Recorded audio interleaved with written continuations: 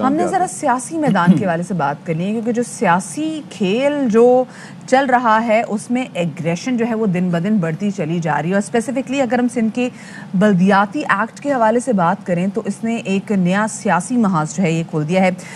Pakistan Peoples party کو جو opposition ہے ان کی جانب سے سخت اور شدید مخالفت کا سامنا ہے، لیکن اس کے باوجود ہم یہ دیکھ رہے ہیں کہ پاکستان پیپلز پارٹی، اور کل تو بلاول بھٹو زرداری وہ کافی زیادہ نالا نظر آ رہے تھے، وہ کافی ذرا آ کے غصے میں گرجے اور برسے، پھر انہوں نے تو کافی تنقید بھی کی۔ بھائی وہ کہہ رہے ہیں کہ جو عوامی مفادات تھے ان میں ہم نے ترامیم کی، اپوزیشن کو اپنی شکست نظر آ رہی ہے، کیا ان کا موقف تھا؟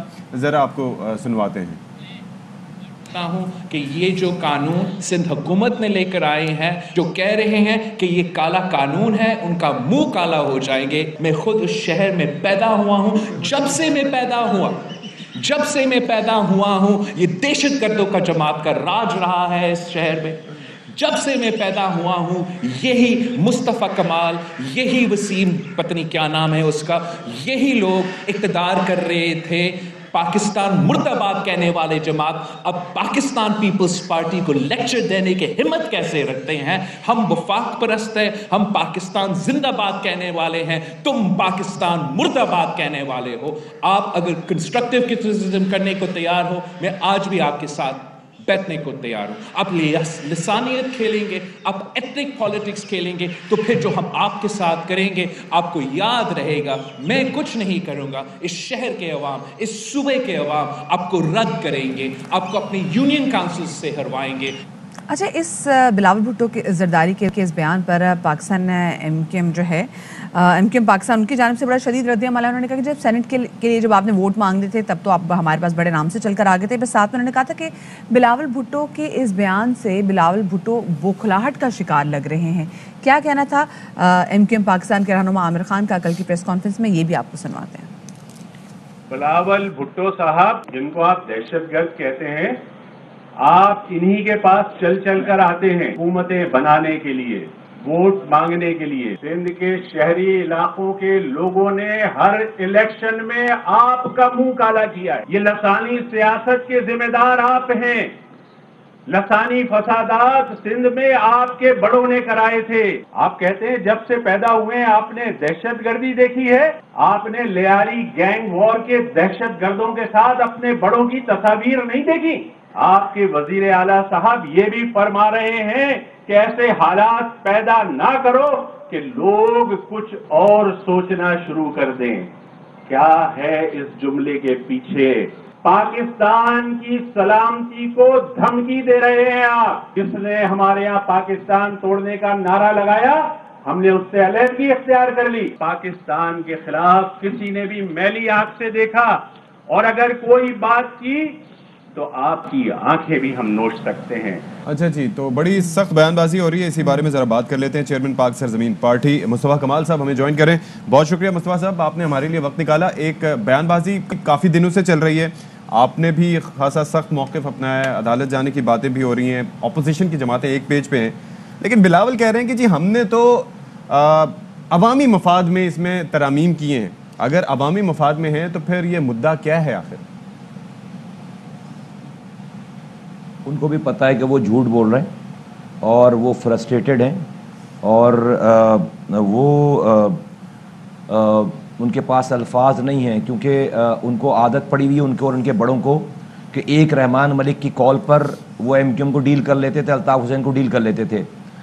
2013 میں اس سے زیادہ اختیارات گئے اور ایم کیو ایم کا گورنر بیٹھا رہ گیا، ایم کیو ایم کے لوگ وزیر بنے بیٹھے رہ گئے۔ 2014 نومبر تک جو پارٹی شہر بند کرنے والی پارٹی مشہور تھی، جو پارٹی ہڑتال کرنے والی پارٹی مشہور تھی، ذرا ذرا سی بات پہ وہ کراچی کے حقوق چھن جانے پہ، ڈاکہ ڈل جانے پہ وہ انہوں نے کوئی ایک بھی ہڑتال نہیں کی ہے، ایک بھی احتجاج نہیں کیا۔ تو ان کو وہ عادت پڑی ہوئی ہے، اب ان کو فیس کرنا پڑ رہا ہے ہمیں۔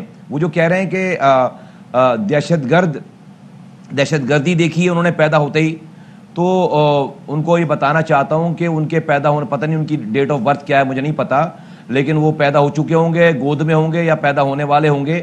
تو ان کی والدہ محترمہ جو ہے وہ 1988 میں اسی 90 پہ الطاف حسین سے ووٹ مانگنے گئی تھیں، پھر جب وہ بڑے ہو گئے, تھوڑے سے نونہال ہو گئے, تو 2008 میں ان کے والد محترم اسی 90 پھر جو ہے ووٹ مانگنے گئے تھے, اور یہ جو ان کے والد محترم صدر بنے, ان کے صدر کو پرپوز کرنے والے ایم کیو ایم کے 2 نمائندے تھے, اور انہی کے دور میں 2008 سے 2013 تک انہوں نے 5 سالوں تک ایم کیو ایم کا گورنر رکھا ہے. پھر 2013 میں بھی ان کو حکومت میں لے لیا انہوں نے. ان کا وزیر اعظم ہر 3 مہینے بعد جو چکر لگاتا تھا. اصل میں بات ہے جس کو ڈیویٹ کر رہے ہیں, یہ کوئی لسانیت کی بات کو بلاول بھٹو زرداری اور ان کے وزیر اعلیٰ کر رہے ہیں. آپ وزیر اعلیٰ کا بیان سنیں, لگتا ہے کہ کوئی وزیر اعلیٰ ہے ایسے صوبے کا کہ جہاں پر کروڑوں کی تعداد میں دوسری کمیونٹیز رہتی ہیں, ایسا لگتا ہے کہ وہ کوئی fascist nationalist party, Sindhi nationalist party کا کوئی لیڈر بات کر رہا ہے. وزیر اعلیٰ کہیں سے بات نہیں کر رہا. وہ انہوں نے جو گفتگو کی فرماتے ہیں کہ جی ہم آ کر گلیوں کے فیصلے کریں گے, اس لیے کہ کراچی سندھ کا حصہ ہے. میں کہتا ہوں بھئی کراچی, پھر سندھ جو ہے پاکستان کا حصہ ہے, پھر وفاق جو ہے وہ سندھ کے معاملے میں فیصلے کرے وہاں اسلام آباد سے بیٹھ کر, پھر آپ کو کیوں تکلیف ہوتی ہے؟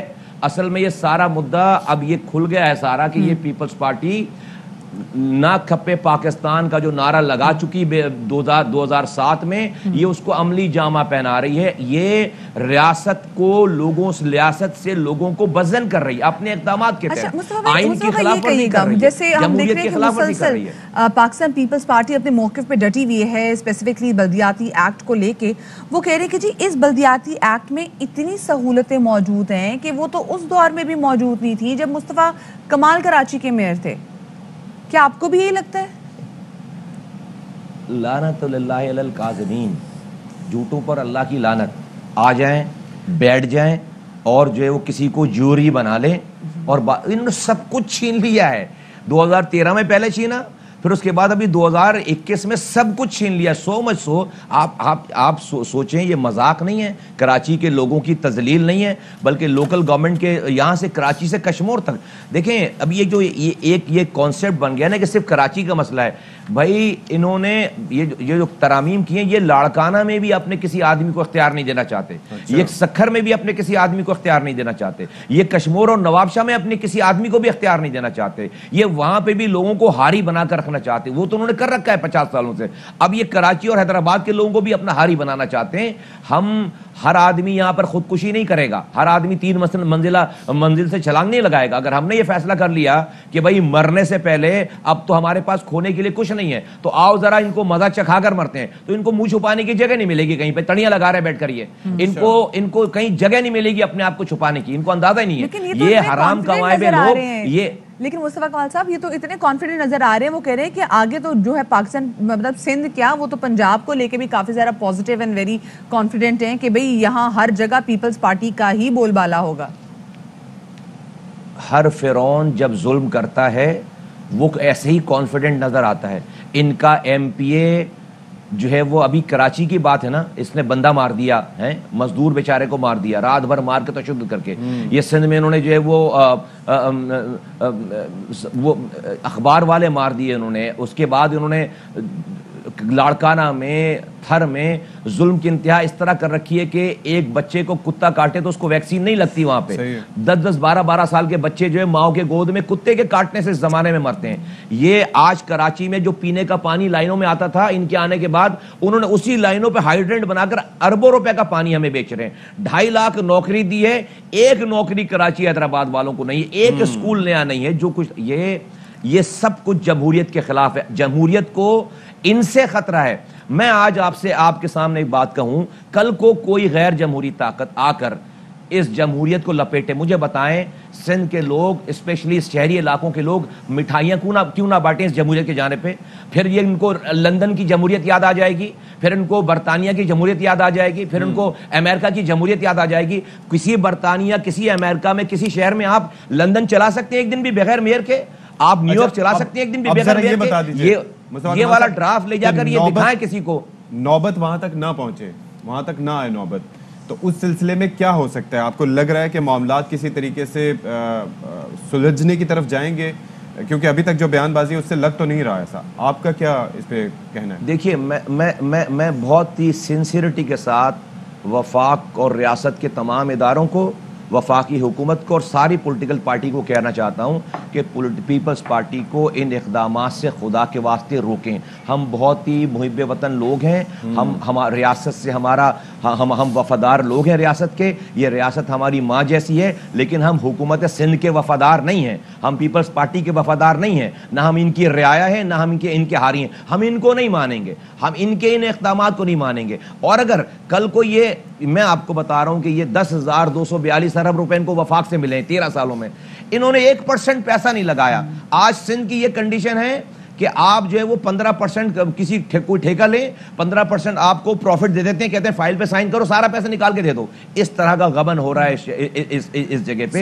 ये कल के दहशतगर्द के लोगों के मफादात को बालातर रखते हुए आपकी पार्टी और बहुत सारी पार्टी जो कि मुसलसल इस बल्दियाती एक्ट के वाले से आवाज़ से बुलंद कर रहे हैं, चाहे वो MQM पाकिस्तान हो जाए, वो जमीयत उलमा इस्लाम हो जाए, वो पाकिस्तान तहरीक इंसाफ हो जाए, जमात इस्लामी, तो चलिए आपके साथ करें, तो आप लोग एक प्लेटफॉर्म पे आके क्यों बात नहीं करते? हमने सेनेट के इलेक्शन में भी तो देखा क्या ना कि नून लीग और PTI एक साथ हो गई थी पंजाब असेंबली में, वो तो अपने मफादात की बात थी, ये तो अवाम की मफादात की बात है।